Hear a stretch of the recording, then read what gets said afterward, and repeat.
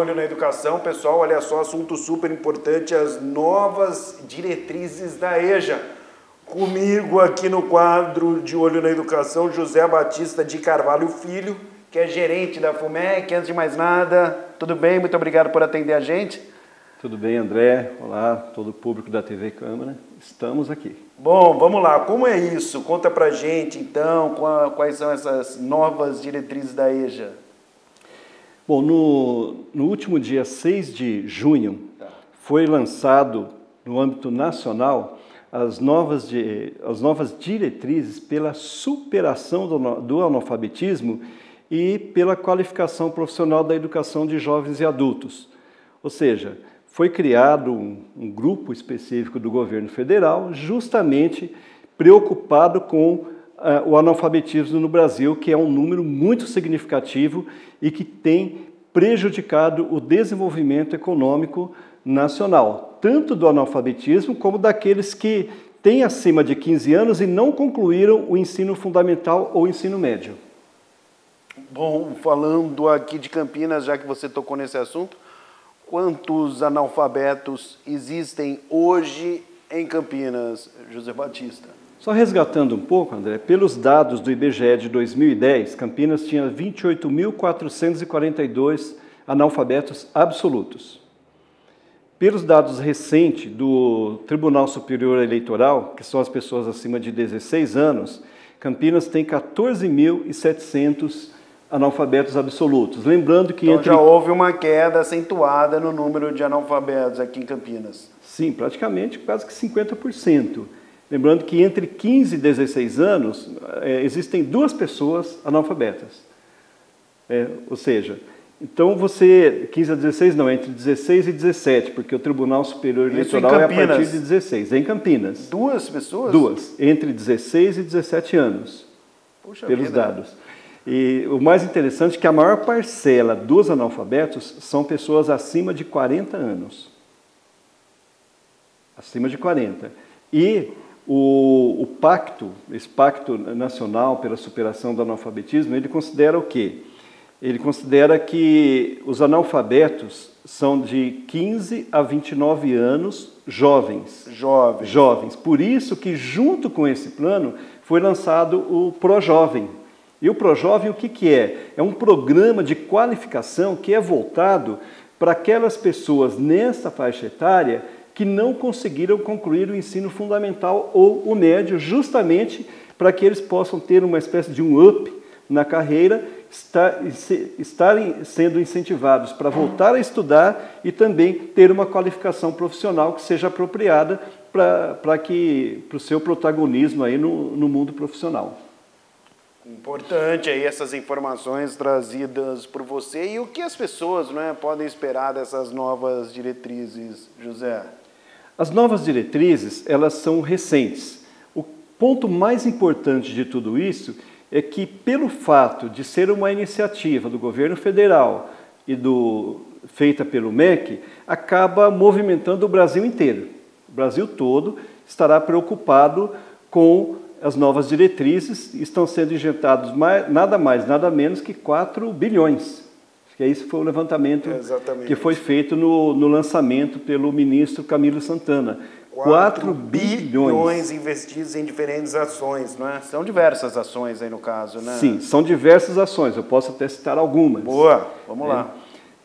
Uma delas, vai haver aí uma espécie de uma bolsa para aqueles alunos que estiverem matriculados e permanecerem matriculados. Um lançamento muito interessante que o Pacto Nacional está lançando é a questão do óculos, numa parceria com o Ministério da Saúde. A FUMEC já pensou nisso em 2015. 2015, o prefeito Jonas Donizete, na época, apresentou um projeto para a Câmara Municipal. A Câmara Municipal aprovou esse projeto para fornecer óculos, porque havia muita desistência, evasão de alunos com dificuldade no visual. E aí, de 2015 para cá, a FUMEC passou a fornecer esses óculos sem nenhum custo para os alunos. E por que houve esse despertar? Porque a maior parcela do público da FUMEC é de idosos. Idosos. Acima de 60 anos, nós temos aproximadamente em torno de 50% a 60%. Acima de 40%, dá mais ou menos 60% até 80%, varia um pouco. Mas acima de 30 anos, que já não é mais jovem, aí já dá quase 95%. Nossa! O número é elevadíssimo. Caraca! Elevadíssimo. 95% é um acima número de 30 anos. Acima de 30 anos. 30 anos, Porque todos os censos nacionais que tem, quem é jovem no Brasil? 15 a 29 anos. A partir de 30 anos você já entra nessa faixa etária aí do... então já faz um tempinho que eu deixei de ser jovem, viu? Eu nem lembro mais quando Mas vamos falar um pouquinho mais sobre o pacto, porque vai ter parcerias aí, né? Gostaria que você falasse, explicasse direitinho para o pessoal que está em casa, acompanhando o nosso quadro de Olho na Educação, sobre essas parcerias. Sim. O Pacto Nacional ele foi elaborado até em conjunto com a Unicef, Unesco, porque ele é muito amplo. E as parcerias elas acontecem principalmente com o terceiro setor.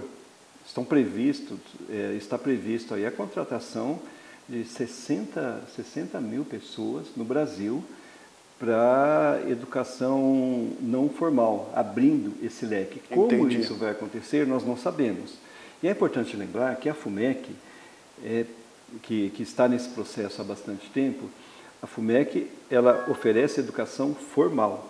Todos os professores são professores concursados, professores de carreira, que recebem a formação continuada para para promover a alfabetização. Só a FUMEC ela tem em torno aí de 85, 86 professores ativos em sala de aula, com 104 turmas distribuídas em todas as regiões de Campinas.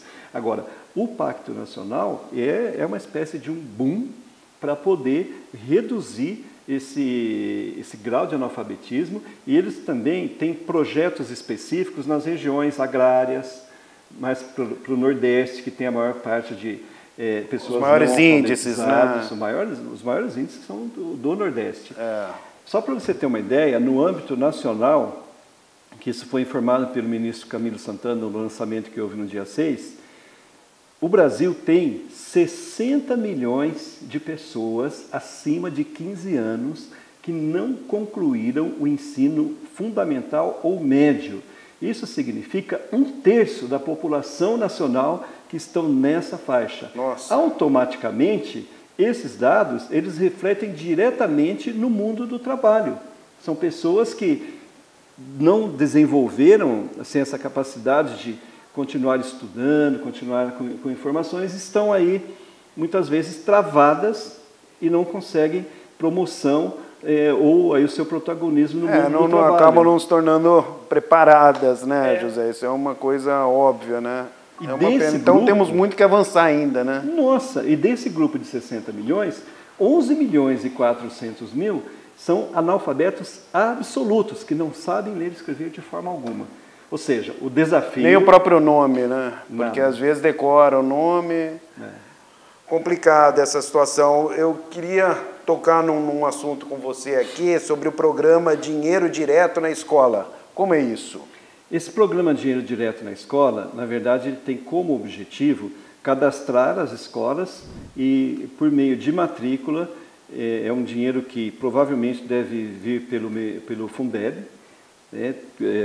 para os municípios, incentivar uma espécie de bolsa para os alunos, para que eles continuem, eles receberiam uma ajuda para que eles continuem estudando e visando minimizar a evasão. Como ele vai acontecer, nós ainda não sabemos qual será esse processo, até porque o governo federal vai estar normatizando a operacionalidade dele. Mas o objetivo é incentivar para que o aluno não se evada ao longo do curso.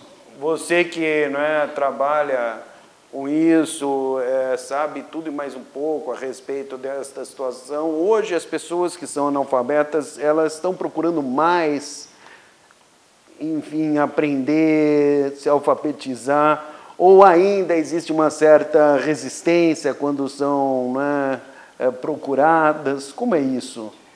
Olha, funciona assim, nós temos vários perfis. Você tem aquele que busca estudar porque ele quer um emprego, ele quer conviver, quer interagir na sociedade, ele quer exercer a sua cidadania, ele quer ler a Bíblia na igreja, ele quer ler no jornal, ou seja, ele quer sair desse grau de dependência. E tem aqueles que também têm esse desejo, eu acredito que todas as pessoas têm, mas pelo fato de ao longo da sua vida já ter sido rejeitado em várias situações, eles sentem um peso em ter que voltar para a sala de aula, ou ter que ir pela primeira vez à sala de aula e não conseguirem atingir o objetivo. Eu imaginei que essa pudesse ser a sua resposta. Então tem isso ainda, né? Tem. E a maior prova disso, André, é que a FUMEC ela faz busca ativa constantemente.